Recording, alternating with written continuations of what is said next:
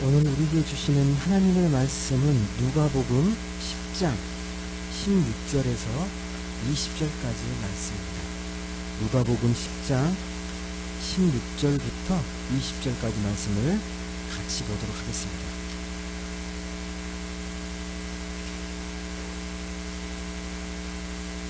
누가복음 10장 16절에서 20절 우리 말씀을 한 절씩 교독해 읽도록 하겠습니다. 제가 16절 말씀을 먼저 읽겠습니다. 너희 말을 듣는 자는 곧 내 말을 듣는 것이요 너희를 저버리는 자는 곧 나를 저버리는 것이요 나를 저버리는 자는 나 보내신 이를 저버리는 것이라 하시니라.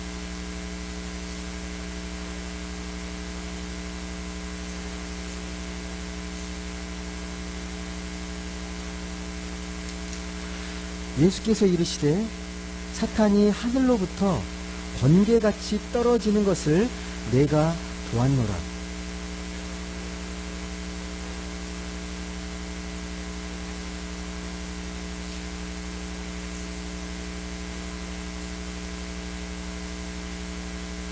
(20절) 같이 읽겠습니다.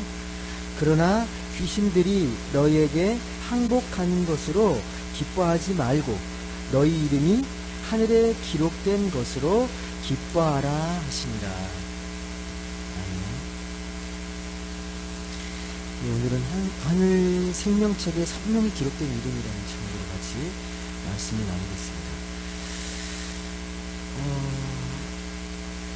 세계 종교가 여러 개 있잖아요. 불교, 고등 종교라고 할 수 있는 불교나 이슬람교, 유교. 원래 유교는 종교가 아닌데 나중에 종교가 됐죠. 이 소위 말해서 세계 종교를 창시한 성인들, 석가모니, 그 다음에 공자, 마호메 이런 사람들은요 특징이 뭐냐면 천수를 다 누렸습니다. 오래 살았어요. 그리고 그들의 삶과 일생에 관해서 알려진 사실이 많습니다. 반면에 이 예수님께서는 30대에 돌아가셨잖아요. 짧은 생애 30쯤에 공생애를 시작해서 2년에서 3년? 그런 짧은 활동한 이야기가 전부입니다. 그러니까 예수님의 어릴 적부터 그 일생에 대해서 알려진 이야기가 없습니다. 달라요. 예수님과 다른 선임들과 좀 다릅니다. 예수의 어린 시절 이야기가 담긴 책이 있습니다. 위견이라는 거고요. 존경이 들지 못했다? 위견이라는 책에 예수님의 어린 시절의 이야기가 기록이 되어 있긴 한데 교회에서 존경으로 인정받지 못합니다. 신뢰할 수 없기 때문에. 여하튼 주님은 그 짧은 이 3년 동안 공생애를 시작하고 유랑하면서 제자들과 유랑하면서 소위 말해서 랍비로 사셨습니다. 랍비. 우리말로 하면 선생이라는 말인데 그렇게 지도자를 선생으로 사셨는데 오늘 말씀이 어떤 말씀이냐면 그 짧은 공생의 기간 동안에 이 가버나움에서 제자들과 함께 이제 성지순례차 예루살렘으로 여정을 떠납니다. 그때 벌어진 이야기가 오늘 말씀에 나오거든요. 여러분 예수님은 12제자 외에도요 소개된 12제자인데 한창 자신을 따르던 무리들이 많았습니다. 70인의 무리라고 하거든요. 70인의 무리가 있는데 때가 되었다고 생각해서 둘씩 짝을 지어서 각 마을로 파송합니다. 복음을 전하라고. 예수님 사라진 전에 복음을 전하라고. 근데 이 보낼 때 이 환경이 복음을 전할 수 있는 이런 환경들이 순탄하고 좋은 환경이 아니라 척박하고 녹록지 않은 상황입니다. 그래서 한마디로 어떻게 표현하냐면 오늘 누가복음 10장 읽지는 않았는데 3절에 이렇게 기록되어 있습니다. 너희를 너희 마을로 보내는데 내 심정이 이거와 같다라고 말하거든요. 한번 보시겠습니까? 누가복음 10장 3절 말씀. 누가복음 10장 3절 말씀입니다. 한번 같이 읽어볼까요? 같이 읽겠습니다. 갈지어다 내가 너희를 보냄이 어린 양을 이리 가운데로 보냄과 같도다. 무슨 말인지 이해되시죠?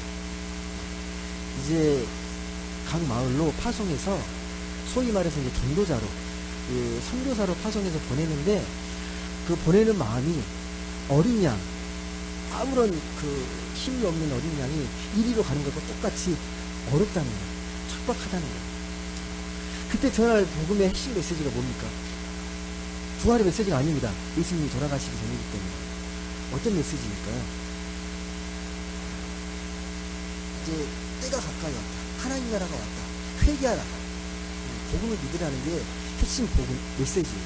너희가 지금의 삶에서 돌이켜서 이제 하나님의 복음을 받아들여라. 예수의 복음을 받아들여라. 때가 왔다. 하나님 나라가 가까이 왔다. 라는 연주입니다. 그러면서요, 한 가지 그 대처하는 매뉴얼을 말하거든요. 그래서 열심히 복음을 전할 거 아니에요. 뭐 운이 좋아서 어떤 마을로 들어가는데 그 마을에서는 환대할 수도 있죠. 그 복음을 듣고. 근데 대부분은 아마 이렇게 거절하거나 되게 좀 핍박하거나 되게 좀 수모를 당할 거예요. 그럴 때 어떻게 해야 되는지가 11절에 오늘 말씀이 나옵니다. 오늘 말씀이 오늘 읽진 않았는데 11절에 기록되어 있습니다. 너희가 열심히 복음을 전하는데 그들이 너희 복음의 말씀을 영접하지 않거든 이렇게 하라. 그게 11절, 9절과 11절에 반복돼서 나오거든요. 한번 보겠습니까? 9절 말씀 먼저 보겠습니다. 네, 먼저 9절 보겠습니다. 시작. 병자들을 고치고 또 말하기를 하나님의 나라가 너희에게 가까이 왔다 하라. 10절 읽어보시죠. 계속. 어느 동네에 들어가든지 너희를 영접하지 아니하거든 그 거리로 나와서 말하되 11절 너희 동네에서 우리 발에 묻은 먼지도 너희에게 떨어버리노라. 그러나 하나님의 나라가 가까이 온지를 알라 하라. 여러분 나가서 복음을 전하는데 어떤 일을 벌이냐면 이 9절 보시게 되면 병자들을 고치면서 말합니다. 이 병자가 고쳐지고 기적이 일어나는 게 하나님 나라가 가까이 왔다는 거예요. 주님과 함께 하나님 나라가 도래한 거예요. 침투했다고 그러잖아요. 주님이 이 땅에 오심으로 인해서 하나님 나라가 임한 거예요. 완성되지 않았지만 이미 하나님 나라가 왔다. 때가 얼마 남지 않았으니까 너희가 회개하고 하나님의 복음을 믿어라. 이게 핵심 메시지입니다. 병자를 고치고는. 근데 만약에 그들이 복음을 받아들이지 않으면 어떻게 하라는 거예요? 발의 먼지를 다 떨어버려. 너희 묻은 발의 먼지까지 다 떨어버리고 그냥 돌아오라는 거예요. 근데 여러분 여하튼 간에 이렇게 열심히 복음을 전하고 이제 돌아옵니다. 파송했던 마을 제가 지금 돌아와서 예수님께 피기백을 하거든요. 보고합니다. 자랑스럽게 보고합니다. 뭐라고 보고하냐면 오늘 말씀 17절 말씀 한번 보시겠습니까? 보고하는 내용이 나옵니다. 17절 같이 읽어보겠습니다. 시작. 70인이 기뻐하며 돌아와 이르되 주여 주의 이름이면 귀신들도 우리에게 항복하리이다. 이 집중의 이 보고가 느껴지십니까? 처음에 떠날 때 얼마나 두렵고 떨리겠습니까? 이 복음을 받아들일지 말지, 나를 어떻게 대할지, 어떤 환대와 수모를 당할지 모르는데 막상 주의 이름으로 복음을 전하니까 어떤 일이 벌어집니까? 주의 이름이면 귀신들도 항복하더라 말합니다. 이 귀신이라는 말이 여러분 좀 잘 이해하셔야 돼요. 지금의 그런 영적 귀신이 어떤 의미도 있지만 더 중요한 의미가 있습니다. 헬라어 원어에 보시게 되면 이 다이몬이라는 말인데 당시에는요 악한 모든 것들을 그냥 귀신으로 치부해요. 모든 건 귀신이에요. 모든 악한 세력들, 생명을 파괴하는 세력들, 나를 괴롭히고 삶을 살지 못하게 하는 그런 악한 세력들을 귀신이라고 말합니다. 그러니까 이런 거예요. 병이 찾아와서 내가 힘들고 가난해지고 전쟁이 나서 또 내 안에 장애가 생겨서 이 모든 것들은 악한 귀신들의 세력이에요. 그걸 한마디로 이렇게 표현합니다. 그런 모든 것들이 주의 이름이면 귀신들도 벌벌 떨더라. 그런 것들이 우리의 복음을 전하는데 전혀 아무런 지장이 없다. 장애물이 되지 않더라는 거예요. 주의 이름이면 된다는 거예요. 주의 이름이면. 좀 이해가 되시나요? 그러니까 병이든 가난함이든 고난이든 삶의 생명을 파괴하는 이런 귀신 같은 세력이 우리가 복음을 전할 때 아무런 영향을 끼치지 않는다는 거예요. 예. 주님의 권세 앞에 아무런 힘을 쓰지 못한다는 감정이에요. 주님 이름이 그렇게 힘있고 권세 있고 능력이 있다는 거예요. 주 이름만 가지고 나가니까 전혀 두려워할 게 없다라는 그 고백이 이겁니다. 주 이름이면 귀신도 항복합니다. 예. 우리를 괴롭혔던 그 두렵고 악한 세력들도 주 이름이면 전혀 문제가 되지 않습니다. 라는 고백을 지금 70인이 돌아와서 이야기하는 겁니다. 이 보고를 받고 주님의 반응이 어떻습니까? 그 다음 한번 보시고, 이 보고를 듣고 주님의 반응이 18절에 기록되어 있습니다. 한번 같이 읽어볼까요? 시작. 예수께서 이르시되 사단이 하늘로부터 번개같이 떨어지는 것을 내가 보았노라. 이미 알고 있다는 거예요. 너희들이 열심히 복음을 전할 때 이미 사단이 별이 떨어지는 것처럼 그렇게 추측 낙엽처럼 그렇듯이 약한 사람들이 꺾이는 걸 난 이미 보았다. 이미 알고 있다. 너희들 보고에 대해서 나도 동의한다. 그 말을 지금 예수께서 말씀하십니다. 그러면서 19절의 말씀은 이렇게 말을 합니다. 그 뜻이 무엇인지 19절 한번 같이 읽어보겠습니다. 시작. 내가 너희에게 뱀과 전갈을 밟으며 원수의 모든 능력을 제어할 권능을 주었으니 너희를 해칠 자가 결코 없으리라. 이게 핵심입니다. 주의 이름으로 나아가면 어떤 일이 벌어진다고요? 어떤 일이요? 원수의 모든 능력을 제어할 권능을 주셨다는 거예요. 너희를 해칠 자가 감이 없다라는 거예요. 여러분 이 말을 믿으십니까? 여러분 일상에서 여러분 삶의 자리에서 정말 이 말을 좀 실감나게 믿으십니까? 예수의 이름이면 다 된 그런 경험이 있으십니까? 예수 이름 선포했을 때 이런 일이 벌어지는 걸 경험하신 적 있으십니까? 옛날 일인가요 이거? 옛날에만 벌어지고 지금은 벌어지지 않는 일인가요? 어떻게 생각하십니까? 매우 강력하고 놀라운 말씀 간증하고 있잖아요. 없었던 일이 아니고요. 제자들이 우리들이 곳곳의 마을에 가서 병자들을 고치고 그의 삶을 회복시키면서 그들의 받았던 그 은혜의 고백을 이렇게 하는 겁니다. 와, 주님이 이렇게 놀랍고 강력한지 몰랐습니다라는 고백을. 이런 것들 우리가 많이 삶 속에서 체험해야 되는데 자꾸만 머리로만 이해하는 것들이 강해집니다. 삶 속에 체험하고 내가 경험해야 되는데 자꾸 말씀에만 머물러 있는 것 같은 느낌을 받을 때가 있습니다.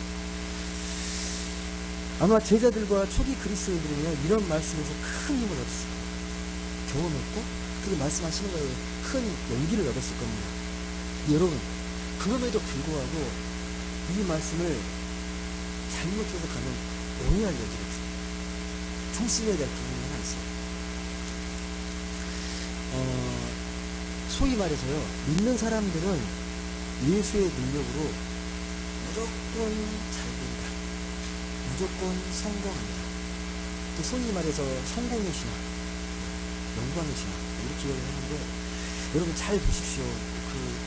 우리의 삶 가운데 열매가 맺히고 삶의 참 기쁨과 감사가 이렇게 축복이 넘칠 때 그 축복이 그냥 아무런 과정 없이 그냥 뚝 떨어진 축복입니까 여러분? 삶 속에서 삶의 과정들이 있잖아요. 그 과정들을 잘 견뎌내고 하나님의 그 은혜 속에서 체험되는 열매잖아요. 소위 이 말씀을 잘못 이해하면 그냥 예수 잘 믿으면 말씀을 잘 믿게 되면 돈도 잘 벌고 명예도 얻고 성공한다라고 오해할 수, 예수 이름만 갖고 나아가면 무조건 성공한다라고 자칫 오해할 수 있습니다. 하나님의 은혜라는 조건을 다는데 내 인생에 실패는 없어. 실패라는 말도 우리가 좀 깊이 들여다보고 해야겠지만 여하튼간에 만약 이렇게 생각하신다면 이 신앙, 이런 신앙은요 일방적 승리주의고 매우 세속적인 세계입니다. 만약 그렇게 이해하셨다면 이 말씀은 예수의 이름으로 내가 무조건 성공하고 내가 고난 당할 일도 없고 무조건 나는 잘 될 거야 라고 하는 것도 심리적 이해는 될 수 있는데요 참 신앙의 핵심 본질은 아닙니다. 말씀을 잘못 오해할 수 있는 여지들이 많습니다. 여러분 예수님이 제자들에게 주었다고 하는 게 뭐냐면요 잘 보시면 뭐라고 나옵니까? 모든 능력을 제어할 권능을 주셨다는 거예요. 제어한다는 말이 보니까 제어한다는 거예요. 컨트롤한다는 말인데 없다는 말이에요. 고난이나 이런 것들이 없다는 말입니까? 그 말이 아닙니다, 여러분. 그 말이 아니에요. 권능은 헬라어로 찾아보게 되면 엑스시아라는 말인데 뭐냐면 하나님의 권위가 무엇인지, 복음의 권위가 무엇인지, 세상에서 해를 당하지 않는다는 게 무엇인지, 그게 권능이라는 거예요. 권능, 예수를 제어할 권능이라는 거예요. 그러니까 우리가 살아가면서 환경이 바뀌는 게 아니잖아요. 환경이 바뀌는 게 아닙니다. 제자들이 그 마을에 갔을 때에 그런 환경이 바뀌어서 순탄하게 복음을 전한 게 아니라 환경은 그대로인데 나의 존재적 변화가 있어요. 복음의 능력을 갖고 나아가게 되면요, 내가 믿지 않을 때 닥쳐오는 힘듦과 어려움, 고난과 고뇌들이 달라요. 그것들을 바라보고 제어할 수 있는 상황들이 바뀌게 됩니다. 김동호 목사님도 늘 이야기하시는 것 중에 하나는 고난에 대한 이야기를 할 때 예수 전문이면 고난이 사라지느냐? 그게 아니다. 그게 아니다. 나의 존재적 변화가 일어나. 예수 믿게 됩니다. 그것들을 이겨낼 수 있는 힘이 생기고 더 놀라운 찬의 하나님의 일을 경험한다는 거잖아요. 그러한 모든 악을 제어할 권능을 주시는 거예요. 그런 것들이 와도 내 삶을 흔들거나 나를 이렇게 어렵게 하는 그런 영향에서 우리가 자유로울 수 있고 해방될 수 있다는 거예요. 여러분 경험하시는 것처럼 살면서 겉으로 고난이 없고 힘든 게 없고 고민이 없겠습니까? 겪으시잖아요. 그게 없어지진 않잖아요.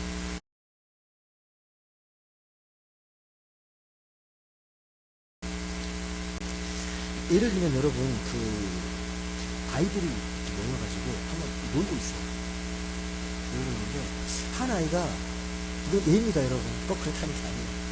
철이 일찍 들어가지고 삶에 대한 이해가 보통 아이랑 달라요. 이게 유치하지가 않아요. 책도 많이 읽고 시를 읽고 시를 쓰고 막 삶의 아름다움을 막 이야기합니다. 곤충도 좋아하고 꽃도 좋아하고 부모님과도 열심히 대화하고 동생도 잘 돌봐주고 그런 아이예요. 근데 그 아이가 학교에서 어떤 아이가 왕따를 시킵니다. 지금 다르다는 이유로 그 아이가 영향을 받을까 안 받을까? 그 왕따 당한 아이가 자기 왕따 시키는 거에 대해서 큰 영향을 안 받을 거예요. 이미 그런 차원의 삶을 사는 나이가 아니거든요. 더 즐겁고 재밌는 것도 많이 알고 있을 뿐만 아니라 진짜 삶의 차원의 세계가 그렇게 아이들과 어울려 노는 것도 좋지만 더 좋은 것도 많이 경험했기 때문에 이것이 나의 전부라고 생각하지는 않을 거예요. 그래서 그런 납숙 친구가 아무리 위협해도 그게 막 놀라거나 큰 영향을 받지는 않습니다. 일반적으로 아이들은 친구가 전부이기 때문에 영향을 받는데, 자, 예를 드는 거예요. 우리가 살아가면서 삶의 다른 차원을 경험하게 되면요, 그런 차원의 목을 매지 않아요. 누가 나를 막 이렇게 힘들게 하고 나를 막 오해하고 나를 이렇게 막 이렇게 힘들게 했다고 그것이 내 인생의 모든 것이냐, 나를 힘들어서 막 벌벌 떨거나 그러지 않을 수 있다라는 거예요. 어쩔 때 예수의 권능이 내 안에 있을 때, 예수의 이름이 내 안에 있을 때 가능합니다. 여러분, 그런 의미에서 귀신도 항복한다라는 말을 좀 기분을 주십시오. 귀신도 항복한다. 다시 말씀드리지만 이 말씀은 내게 엄청난 힘이 생겨가지고 세상을 마음대로 할 수 있다는 게 아니라 감히 세상의 어떤 악한 세력도 내 삶을 개입하지 못한다는 거예요. 제자들은요, 이미 이제 하나님 나라의 차원의 세계를 살아가기 때문에 그런 차원의 삶으로 나를 힘들게 하지 않는다는 걸 깊이 이미 경험했습니다. 다시 말씀드리지만 환경이 아니라 나의 존재가 새롭게 거듭났기 때문에 그런 거에 큰 영향을 받지 않습니다. 그래서 오늘 주님께서 이렇게 말씀하시거든요. 결론의 말씀인데 20절 말씀 한번 같이 보겠습니다. 이 말씀을 좀 더 깊이 새기시면 좋겠습니다. 같이 읽어보겠습니다. 시작. 그러나 귀신들이 너희에게 항복하는 것으로 기뻐하지 말고 너희 이름이 하늘에 기록된 것으로 기뻐하라 하십니다. 예. 자칫 귀신이 항복하는 거 너무 기쁘고 들떠가지고 하겠다라고 생각하시는데 그걸 좀 이렇게 자제시키시면서 하신 말씀이 뭡니까? 귀신이 항복하는 것으로 기뻐하지 말고, 물론 기쁠 수 있는데 진짜 기뻐할 것은 뭐라는 거예요? 너희 이름이 하늘에 기록된 것으로 기뻐하라. 하늘에 기록. 이게 무슨 말씀인지 아시죠? 무슨 말이에요? 하늘에 너희 이름이 기록되었다. 빨리 들어보시면 됩니다. 하늘 생명책에 너희 이름이 기록되었다. 이게 뭔 말입니까? 구원받은 자로 하늘 생명책에 하나님께 다 기록해 줄 거는 거죠.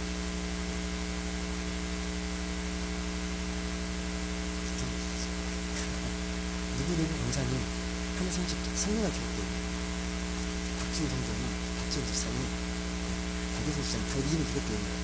선명하게. 혹시 흐릿하게 해가지고 사라지고 말던 어떤 사람 선명하게 기록되고, 혹시 그럴까요? 여하튼 간에 여러분, 이 문장에 두 가지 기쁨이 나오잖아요. 우리가 귀신이 항복하는 것을 기뻐할 수 있고, 또 한 가지가 내 이름이 하늘에 기록된 것으로 기뻐할 수 있습니다. 주님이 강조하시죠. 내 권능을 갖고 분명히 귀신 항복하는 거 기쁠 건데, 그걸로 너무 거기에 기뻐하지 말고 진짜 너 이름이 하늘나라에 하늘 생명책에 기록된 것으로 기뻐하라고 분명하게 결론을 말씀합니다. 이게 무슨 의미일까요?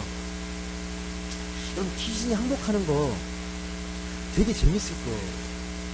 재밌는 일 아니에요. 흥미롭게. 내가 막 예수 이름을 전하는데 병자들이 낫고 인구가 변화되고 되게 흥미롭지 않습니까? 재밌잖아요. 되게 재밌는 일이에요, 여러분. 손을 얹었는데 병자가 고쳐주고, 내가 뭔가 이렇게 건면했는데 영혼이 변화되고, 얼마나 기쁜 일입니까? 바람되고. 세상도 마찬가지로 세상에 악을 쫓겨내고 세상이 정의로워지면 그것처럼 기쁜 일이 없어요. 정말 기쁜 일입니다. 우리 개신교의 전통이 뭔지 아시죠? 여러분? 종교개혁 전통을 갖고 있죠. 종교개혁. 끊임없이 개혁하는 교회가 우리 개신교예요. 루터로 인해서 이 천주교에서 개혁해서 이 개신교가 됐는데, 중요한 건 뭐냐면 계속해서 개혁하는 교회. 교회 정의와 개혁에 힘쓰는 교회. 완성됐다가 아니라 계속해서 기억하는 교회가 개신교회입니다. 여러분, 근데 정의롭게 만드는 게 최종 목표가 아니에요. 정의롭게 되는 게 결코 최종 목표가 될 수가 없습니다. 여러분 경험해 보셨죠? 좀 나아졌어요. 세상이 좀 더 정의로워졌어요. 막 기쁜데 좀 지나면 어떻게 됩니까? 다시 또 견딜 얘기도 하고, 다시 실망하고, 아무리 기억돼도 다시 악한 세력을 사는 데는 귀신은 또 등장합니다. 아픈 사람이 건강을 되살아나는데 또다시 아파요. 병원은 또 죽습니다. 아무리 공평한 세상이 되어도 다시 억울한 사람들이 나와요. 지금도 마찬가지예요. 옛날보다는 더 정의로워지고 합리적이라고 하는데 여전히 억울하고 말 못할 사연으로 아파하는 사람들이 너무도 많습니다. 곳곳에 그렇습니다. 곳곳에. 세상이 정의로워졌다고 유토피아가 되는 게 아니에요, 여러분. 또 여러분, 보수적인 사람이거나 진보적인 사람이거나 모두가 정의롭고 모두가 악하지 않습니다. 정의로울 수 있고 누구나 악할 수 있습니다. 부자나 가난한 자나 모두 악한 세력에 지배당할 수 있습니다. 세상이 조금 좋아졌다가 또다시 실망하는 게 우리의 모습이잖아요. 여러분, 세상이 정의로워지는 요즘에 만나는 걸 분명하십시오. 뭐냐면 오늘 말씀처럼 우리가 하나님의 생명책에 선명히 기록되어 있다라는 게 가장 중요한 우리 신앙의 목적이 되어야 합니다. 정말 그런 삶을 살고 있는가. 여러분, 우리 개인적 차원에서 보면요, 신앙생활하다가 실망 많이 하시죠. 열심히 또 한 주간 하나님의 은혜 안에서 건강되게 생명력 있게 또 같이 이렇게 살아야지 하는데 또 실망이야. 네가 게을러져서 또 내 해야 될 일을 못했구나. 또 잘못된 습관이나 행동을 고치고 싶어요. 이렇게 노력도 하죠. 또 내가 너무 화가 많이 났네. 이렇게 분노가 많지. 좀 잘 다스려야지. 근데 내 힘으로 안 될 때가 많잖아요. 고치면 또 기분 좋은데 또 금방 또 바뀌어요. 금방 또 변합니다. 엄밀히 말씀드려서 그런 걸 고쳐 나간다고 해서 삶의 근본적인 문제가 해결되는 게 결코 아닙니다. 다시 말씀드리면 오늘 말씀과 표현해 보면 우리 안에서 그런 악한 귀신 같은 부분은 반복적으로 계속 나타나요. 계속 그런 걸 고치는 걸로 우리가 삶의 목적을 두게 되면 그런 일들은 계속 나타나요. 계속 기록해요. 조금만 틀어대고. 여러분, 그렇게 사회 정의를 외쳤던 분들이 뭔가 좀 유명해지고 뭔가 이렇게 명예를 찾고 사리사하게 빠지는 걸 제가 너무도 많이 봤어요. 교회도 그래요. 교회도요. 그렇게 겸손히 한 영혼을 소중히 여기면서 섬기는 목사님이 큰 교회를 이루시고 그 공세에 취해서 함부로 하는 거예요. 그 공세를 함부로 휘두르고 세습하고. 저도 그렇지만 지금 우리 예장 통화하게 지금 총회의장도 기체를 하게 되는데 되게 시끄럽습니다. 모든 시끄럽냐? 세습 반대하는 쪽과 세습을 창당하는 쪽이 지금 강력하게 좀 투쟁이 있습니다. 여러분, 저와 여러분이라고 예외라고 생각하지 않습니다. 그만큼 또 약한 게 인간이잖아요. 됐다 싶으면 또 마음이 또 약해지고 또 악해지고 그 누구도 귀신으로 선물되는 악한 세력을 우리의 힘으로 온전히 쫓아낼 수는 없습니다. 고치면 또 고쳐야 되고 또 고쳐야 되고 끊임없이 그럴 겁니다. 그 성경은 뭐라 그러냐면 그런 것들 통칭해서 죄인이라고 얘기했어요. 죄인. 얘기 아무리 해봐라 또 죄 짓고 힘들 거다. 그건 죄성이라고 그러죠. 죄성. 그래서 뭐라고 하냐? 그런 걸로 너무 기뻐하지 말고 너희 이름이 하늘에 기록된 것으로 기뻐하라고 우리에게 말씀합니다. 단순히 귀신이 항복하는 것도 뭐 기쁘고 또 이름이 기록된 것도 기뻐하면 되지 않냐라고 생각할 수 있는데 잘 생각해 보세요. 여러분들 귀신이 항복하는 건 또 좀 손에 잡히시죠. 그래도 어떤 건지 귀신이 항복한다라는 의미가. 여러분, 이름이 하늘에 기록된다는 게 딱 선명하게 손에 잡히십니까? 그 말 뜻은 이해되는데, 그게 구체적으로 뭔지, 이제 어떻게 하는 게, 내 이름이 하늘에 기록됐다, 확실하면서 느낄 수 있는 게 있으십니까? 막연하게 느껴지지 않으세요? 그걸 우리가 구원받았다는 걸로 표현해서 그렇게 하는 건데, 그게 어떻게 이름이 하늘에 기록된 거지? 라고 물어보면 대답을 잘 못 하실 거예요. 그렇지 않습니까? 여러분, 여기서 말하는 하늘이 뭔지 잘 이해하셔야 됩니다. 여기서 말하는 하늘이 뭔지, 어디를 가리키는지. 당시 옛날에는요, 이 하늘, 그러면 우리가 생각하는 하늘의 개념과 좀 달라요. 정말 우주적인 공간의 하늘이 멀리 떨어져요. 이 하늘, 멀리 떨어진 이 공간에 생명의 비밀이 담긴 공간이 있다고 생각했어요. 거기에 하나님이 계신다고 그렇게 이해했어요. 우리가 달깃고 있는 땅이 아니라 먼저 하늘에서 생명의 비밀한 심연의 공간에서 거기에 하나님이 계신다라고 생각을 했습니다. 그래서 사람이 확인할 수 없는 생명의 근원이 뭐냐? 그 하늘인 거예요. 그 하늘입니다. 창세기 보시면 하늘에 대해서 얘기하죠. 궁창인데 처음에는 바다와 하늘이 붙어 있잖아요. 하나님께서 뭐라고 명령하십니까? 창조하실 때? 나뉘라고 하죠. 하늘의 불창과 땅의 불창과 나뉘라고. 물과 물로 나눠지라고. 그래서 옛날 사람들은요, 하늘에도 물이 흐르고 땅에도 이렇게 비가 내리니까, 하늘에서 막 비가 내리니까 하늘에도 그런 샘의 상구가 있고 이 바다에도 물이 있다고 생각한 거예요. 당연한 생각이에요. 뭐 이렇게 과학이 발달한 게 아니기 때문에 당연한 생각입니다. 하나님께서 궁창을 만들어서 궁창 아래에 있는 궁창 위에 물러 나갔다. 그런 곳이 하늘. 그 주기도문의 시작을 보게 되면 그렇게 기도하죠. 뭐라고 기도합니까? 하늘에 계신 우리 아버지.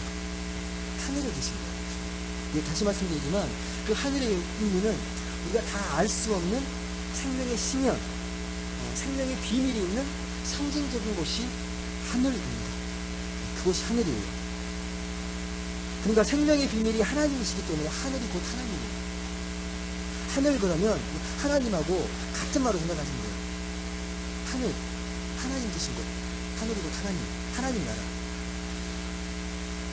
따라서 여러분 하늘에 우리의 이름이 기록되었다는 건요, 좀 구체적으로 좀 이해하셔야 되는데, 내가 하나님 나라의 그 생명을 체험하고 하나님 나라의 하나님의 통치에 내가 의지하며 살고 있다라는 게, 그게 하늘에 기록된 내 이름이에요.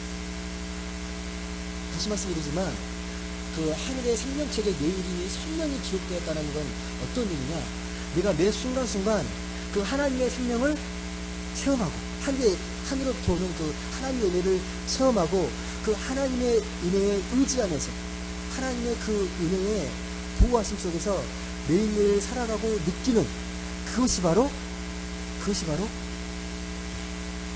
내 이름이 하늘나라에 선명히 기록된. 여러분, 제가 여기까지 설명을 드렸는데요, 그렇게 하나님 나라에 전적으로 의존하며 사는 건 쉬운 것 같습니까? 아니면 어렵게 느껴지십니까? 내가 노력을 안 한 것 같습니다. 그렇게 살아가야 되는데, 하나님 나라의 자녀답게 살아야 되는데, 그렇게 사는 게 어렵게 느껴지십니까? 쉽습니까? 쉬운데 내가 노력을 안 하는 것 같습니까? 어떠신 것 같으세요? 만만치 않지 않나요? 네. 여러분, 마태복음 6장에 보면요, 그 상상순, 상에서 하신 말씀인데, 거기에서 하나님 나라에 대해서 분명하게 이야기합니다. 여러 이야기를 하거든요. 한번 마태복음 6장을 쫙 보십시오. 이거 잠깐만 보시면 하늘나라에 대해서 되게 상세히 설명하시거든요. 마태복음 6장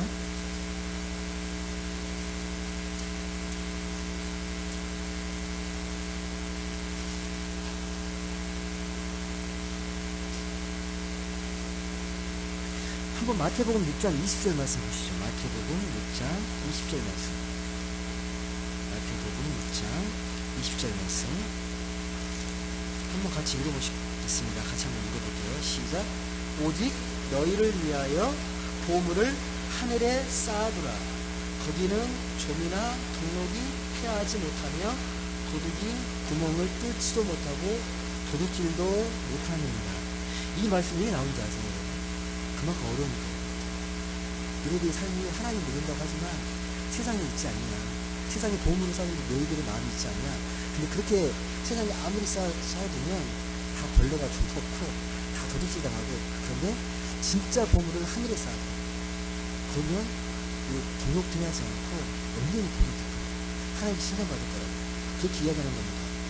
여러분 또 6장 24절 보면요, 되게 중요한 말씀이 나오거든요. 6장 24절 한번 같이 읽어보겠습니다. 시작. 한 사람이 두 주인을 섬기지 못할 것이니 혹 이를 미워하고 저를 사랑하거나 혹 이를 중히 여기고 저를 경히 여기니라. 너희가 하나님과 재물을 겸하여 섬기지 못하느니라. 그만큼 어렵다. 하나님과 재물을 겸하여 섬기지 못한다. 하나님과 섬겨야 되는데 같이 섬기는 모습들이 정말하게 태어나는 거죠. 또 6장 32절 보면 이런 말이 나오죠. 무엇을 먹을까? 늘 하는 고민이에요. 무엇을 마실까? 무엇을 입을까 하지 말라. 이건 다 이방인들이 구하는 것이다. 너희 하늘 아버지께서 이 모든 것을 너희에게 있어야 할 줄 아시느니라. 그러면서 33절 뭐라고 얘기합니까? 그런즉 너희는 먼저 그의 나라와 그의 의를 구하라. 그리하면 이 모든 것을 너희에게 더하시리라. 이 말씀들을 종합해 보면 그래요. 너희들의 삶의 우선순위가 뭐야 하면 하나님 나라야 한다는 거예요. 삶의 현실은요. 삶의 현실은 늘 무엇을 먹고 무엇을 입을까 그 고민하고 또 보물의 마음이 가고 또 우리가 하나님 믿는다고 말을 하는 거, 재물을 섬기는 것 같고 이런 환경 속에 분명히 있지만 삶의 우선순위보다 하나님 나라예요. 여러분 결코 잊어서는 안 됩니다. 이 순간순간 눈에 보이지 않는 하나님보다 눈에 보이는 세상이 선명하게 들어오니까 늘 수순위가 밀리게 돼요.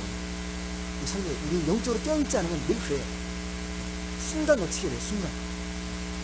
방금 비교하면서 또 세상적으로 일을 하게 되는 우리의 모습들이거든요. 그렇다면 여러분, 이 복잡한 세상에서 그렇게 사는 삶이 어떻게 하면 좀 그래도 가능해요? 어떻게 하는 게 좀 지혜로울까요? 여러분, 우리는 그런 삶의 방향으로 그래도 몸부림치면서 나아가고 있는 것 같습니까? 아니면 여전히 적당하게 기독교인 포즈를 취하면서 양다리 걸치면서 살고 있지 않으십니까? 하나님 나라에 전적으로 의존하는 삶이 무엇인지 정말 잘 알고 계십니까? 전적으로 의존하는 게 뭘까?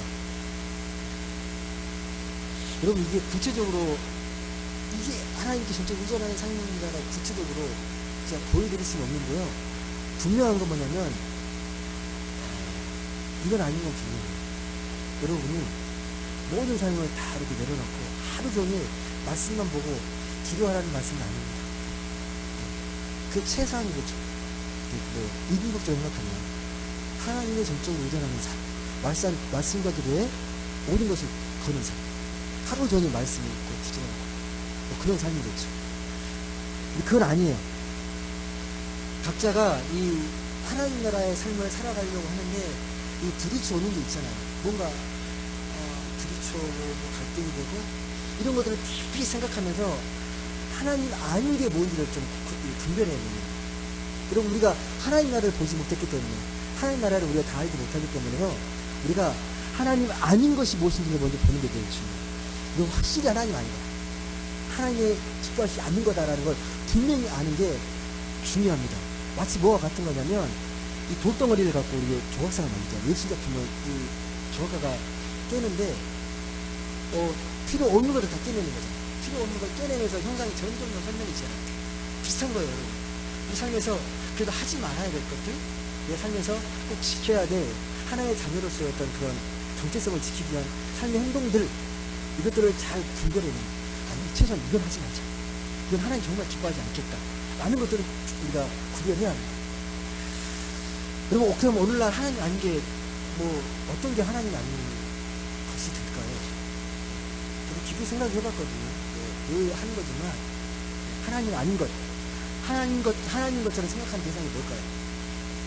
자칫하면 하나님처럼 여겨져요. 가장 첫 번째가 뭐예요? 물질 아닌가요? 돈? 모든 삶의 기준이 돈이 될 수 있잖아요.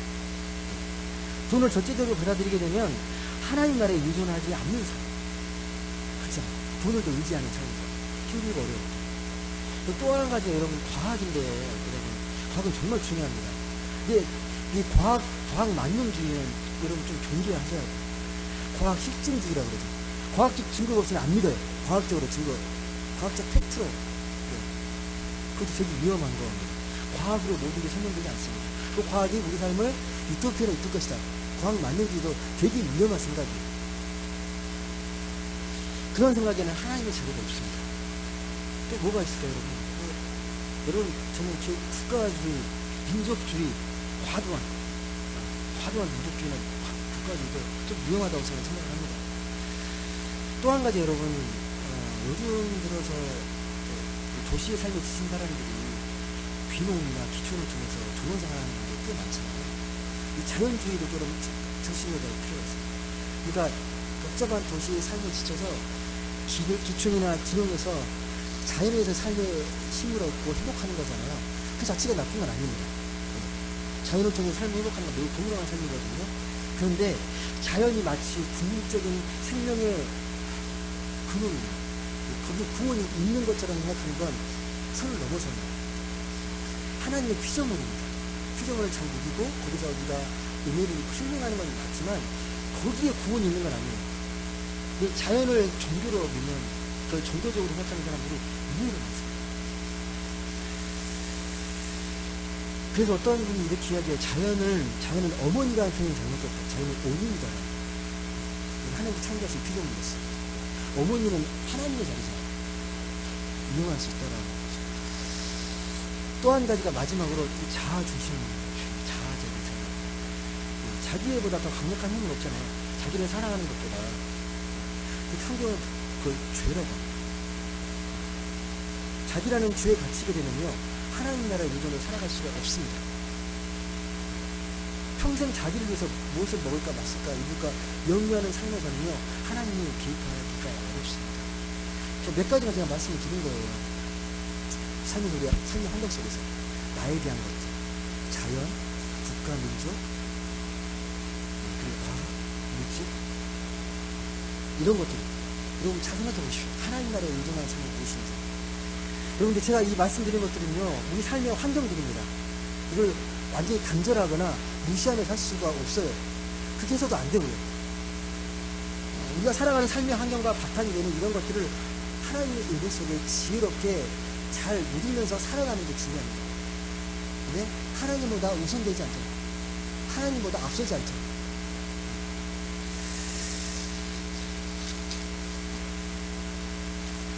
하지만 이렇게 말씀드려도 어려우실 거예요.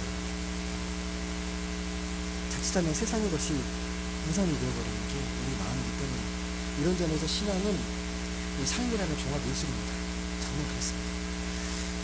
여전히 이름이 하늘에 기록된 것으로 기뻐하라는 말씀, 이게 여러분 여전히 자신 없게 느껴지거나 모호하게 느껴진다면요, 전 이렇게 권면드릴게요. 마지막 권면 말씀인데 힘을 좀 빼십시오. 힘을 빼십시오. 자기를 좀 가볍게 하라는 말씀인데요, 어떤 분들은 인생의 모든 것들을 내가 다 책임지겠다는 마음으로 그렇게 사시는 분들이 계세요. 밖에서 볼 때는 되게 책임감이 강한 분들인데 그런 분들의 삶의 내면 속에는요, 되게 좀 억눌리고 자유함이 없습니다. 늘 힘들고 스트레스를 되게 많이 받게 되고. 여러분 운동 배울 때 그렇잖아요. 운동 배울 때 가장 중요한 게 뭐예요? 운동 배울 때 힘 빼는 거잖아요. 힘 빼는 거. 잘 치겠다고 빡 주면 어깨 상하고 되그레질 때 막 힘 빼고 쳐야 되는데 힘만 주면 어깨만 아프고 정확한 곳에 안 가요. 모든 운동에 원래 힘 빼라 그러잖아요. 힘을 빼고 쳐야 된다. 힘을 빼고 운동해야 된다. 이 힘을 빼지 못하는 이유, 삶이 무너질까 두려워서. 내가 이렇게 붙들고 있지 않으면 뭔가 내 삶의 의지가 찾아올까. 삶이 두렵기 때문에. 물론 저절로 힘이 빠지지 않습니다.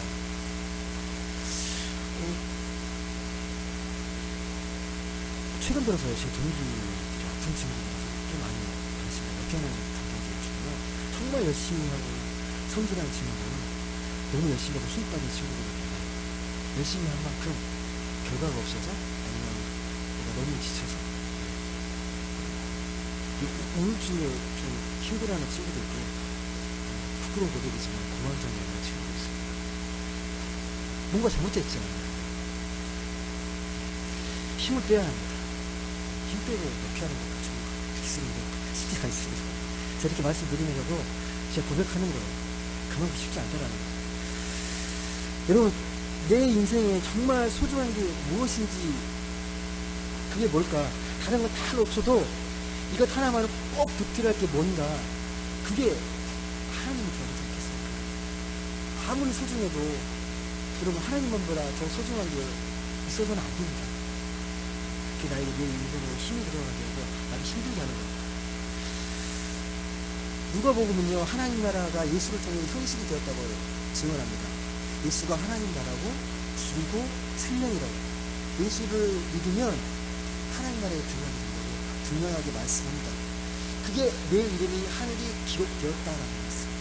예수를 잘 믿으면, 예수 믿고 예수 말씀대로 살아가게 되면 그게 바로 하나님 나라의 삶이고, 그 내 이름이 선명하게 기록됩니다. 그걸 여러분이 느끼셔야 돼요.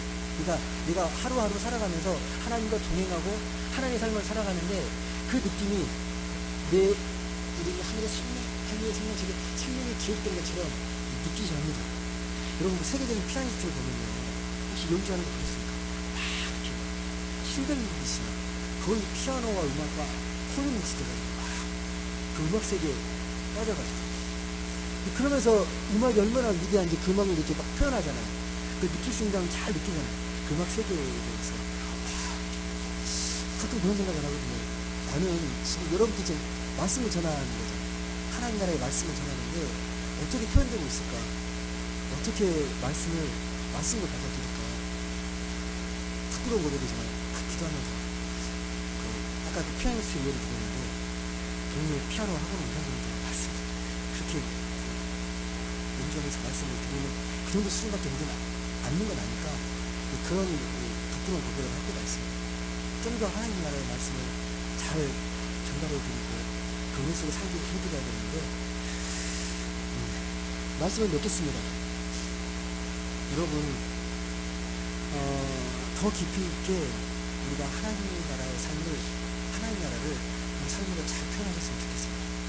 그게 내가 공부든 직장의 삶이든 가정이든 최선을 다해서 열심으로 내가 그 하나님 나라의 삶을 잘 표현하셨으면 좋겠습니다. 마치 하늘 생명책에 내 이름이 선명하게 기록된 것처럼 그렇게 기억하시면서 살아가셨으면 좋겠습니다. 저는 그 요즘 기도드리는 제목 중에 하나, 간절한 기도 중에 하나가 이런 기도 제목이에요. 예수님의 마음처럼 예수님의 마음과 하나 되어서 기쁨과 생명의 삶을 살게 해주십시오. 예수님의 마음처럼 기쁨과 생명의 삶을 살게 해달라고 그 기도합니다. 부디 저와 여러분의 이름이 하늘 생명책에 환하고 선명하게 기록되어 있기를 기대하면서 한국에 힘차게 살아가셨으면 좋겠습니다. 그런 소망과 기대로 내게 주어진 삶의 소중한 시간을 또 활기차게 또 선명하게 정성 있게 사랑으로 그게 살아계시는 그런 복된 주의 자녀들 다 되시길 주님의 이름으로 간절히 소망합니다. 기도하겠습니다.